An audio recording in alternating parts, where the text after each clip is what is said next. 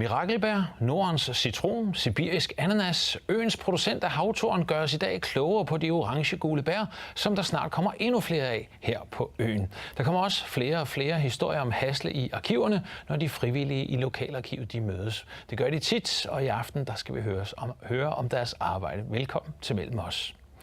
Og velkommen til jer to, Camilla og Mads, øens producenter af havtorn. Nu nævnte jeg lige en hel masse navne her. Mirakelbær, Superfood, sibirisk ananas, Nordens citron, og så kan jeg også lige tilføje naturens egen vitaminpille, har jeg læst som en beskrivelse for havtorn. Kan I andre navne?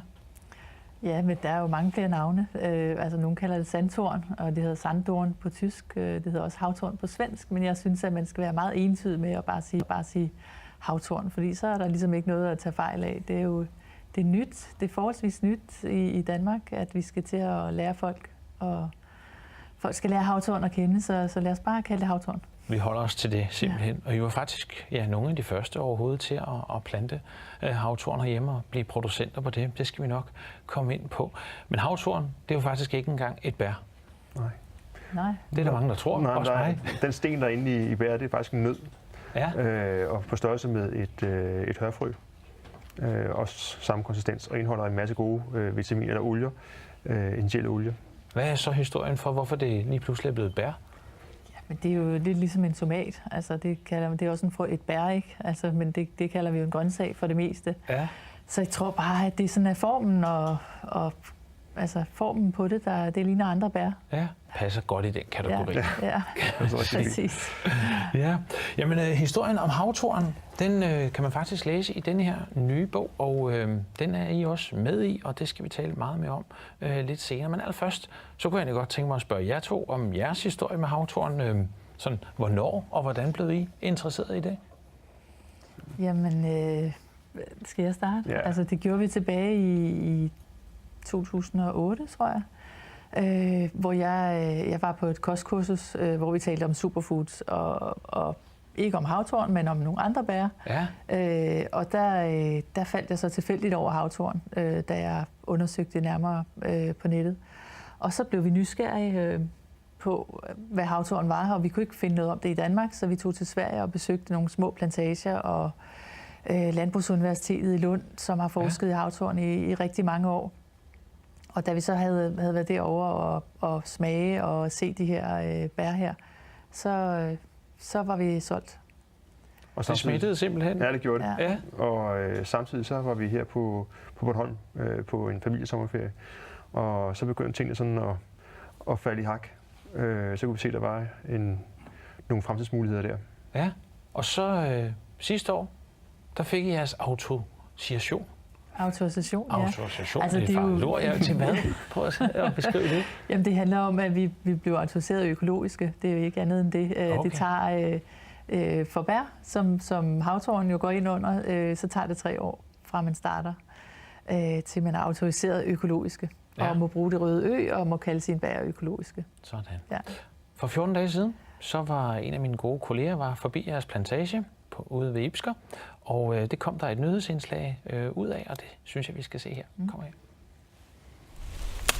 I 1,5 uge har Mads Meisner været i gang med at høste havtorn for 450 planter. Det er rigtig dejligt at være kommet i gang igen. Og vi er væsentligt tidligere, end vi var sidste år. Vi er jo 3 uger tidligere i gang.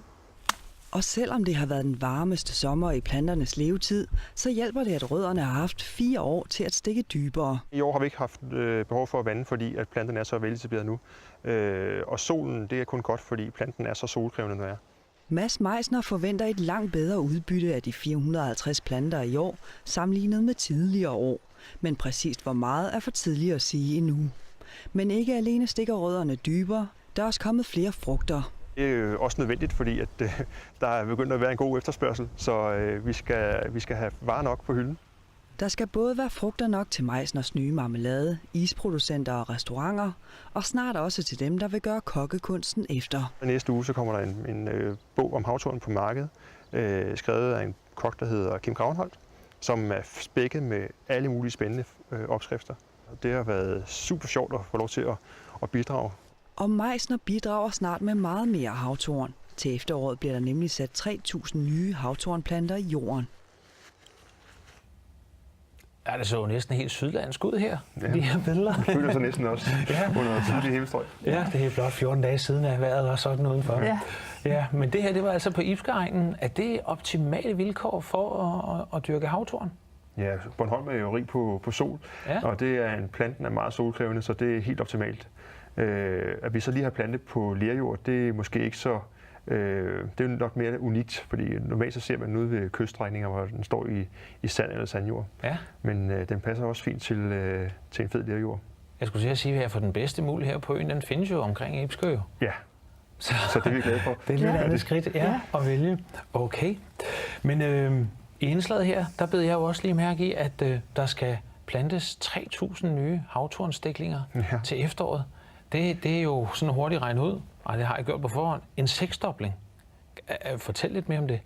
Jamen, det er for, at vi ligesom kan lave en ordentlig virksomhed, der kan være økonomisk bæredygtig også. Så er vi nødt til at have nogle flere mængder på. Ja.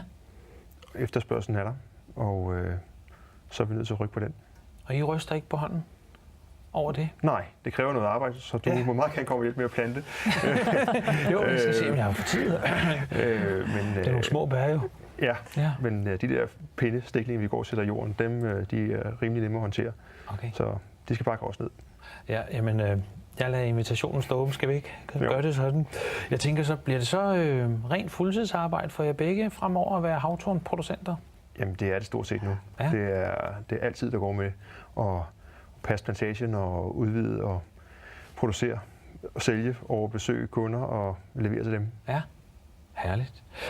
Som nævnt, i den her uge, så udkom den her bog, Havtorn, simpelthen, og der medvirker I, og der er 45 opskrifter, og nogle temmelig, rigtig flotte fotos i, og dem synes jeg da i hvert fald, at seerne skal se nogle stykker af på skærmen nu, så de kommer over skærmen, mens vi taler videre her.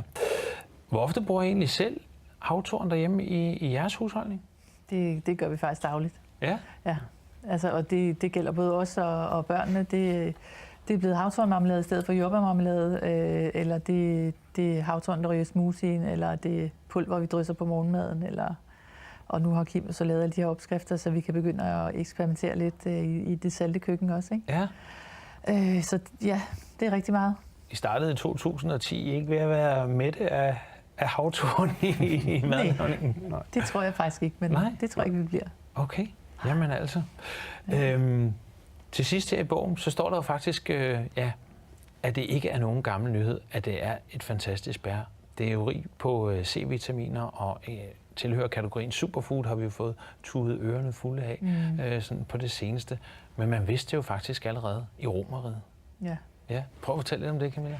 Jamen, jeg kan jo ikke, jeg ved jo ikke, hvorfor det har været sådan, vel, men man kan sige, at der er mange gamle historiske traditioner omkring havtorn. Det er jo både noget, man har spist, altså de fattige har spist i Rusland, hvis de har manglet penge til rigtig mad, eller god mad, så kan man sige, så kunne de hente nogle vitaminer fra havtornene. Ja. Sådan var det også under krigen, altså så kunne man blive sendt ud og plukke havtorn i de her tjørnekrat her, og det har måske ikke været så rart, og det har måske heller ikke smagt så godt, fordi man ikke har haft noget søde med, så måske er det årsagen, og jeg ved det ikke, til at den ikke ligesom har været her før. Det er jo en pionervækst, den har været her altid. Ja. Og man kan også se det, altså nu talte vi med en naturvejleder, som passer Amagerfælled, hvor der også er rigtig mange havtorn. Ja. Og han siger, at de er simpelthen nødt til at rydde dem en gang imellem, for at de kan komme rundt derude, fordi det er jo en meget invasiv plante. Ja. Og lige så snart de er ryddet, så kan man se, at det er havtorn, der kommer op igen som det første. Altså det er sådan en pionervækst. Men den kan så ikke lide konkurrence. Altså, så lige så snart der så er noget andet, der vinder over den, så trækker den sig tilbage. Okay. Jamen, jeg er glad for, at I i hvert fald tog imod invitationen og trådte frem her i programmet. I skal have stort held og lykke med driften af plantagen fremover, og fortsat rigtig god høst, som stadig står på, kan jeg forstå. Ja. Tusind tak, fordi I kom.